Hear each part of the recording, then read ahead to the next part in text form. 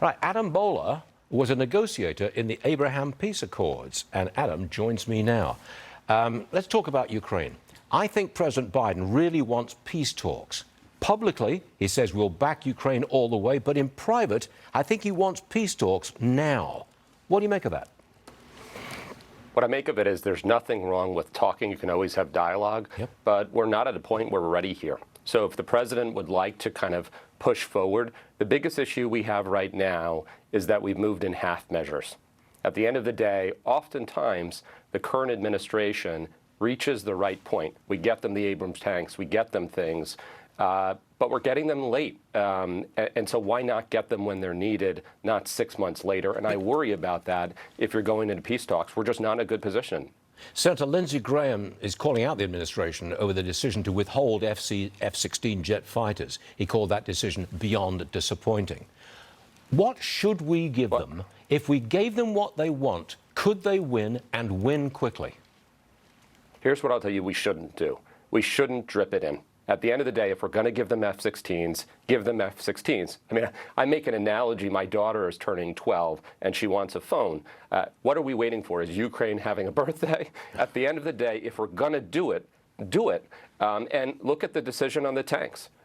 We waited, we dragged our feet, we didn't give them out. We can't be doing half measures. Then I'll guarantee that Ukraine won't be in their best position. So what I would do in these situations is make the call. Sometimes we go into a bit of analysis paralysis here.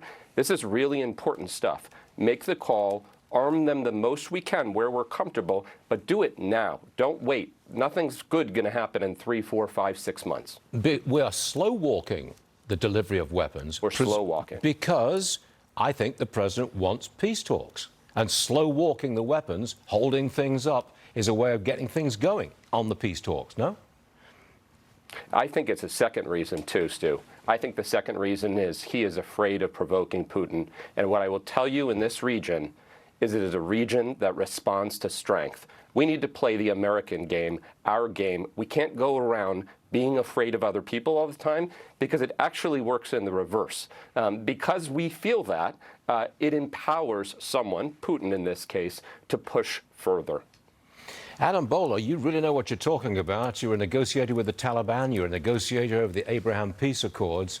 Would you want to be a negotiator in peace talks in Ukraine? Of course. In these situations where strength brings the right resolve, and I'll give you an example because I think it's really important from our administration. I think the Abraham Accords were by far and above the best peace agreement we have in our modern times. And a lot of people think that's about peace, bringing people together, which it is. But I will tell you that if we didn't kill al-Soleimani, if we didn't take him down, which a lot of people were worried about, we took down the number two person in Iran, the Abraham Accords would not have been possible because it showed how serious we are.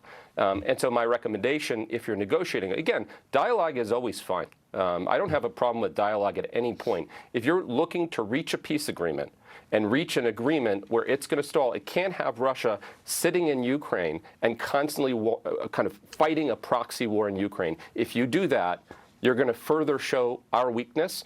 And I'm telling you, this is not about Russia, Ukraine for us at the end of the day. It's about a lot more. Adam Boehler, that was fascinating insight, and we really appreciate it. Sir, come back soon, please. Thank you, Steve. Adam Boehler.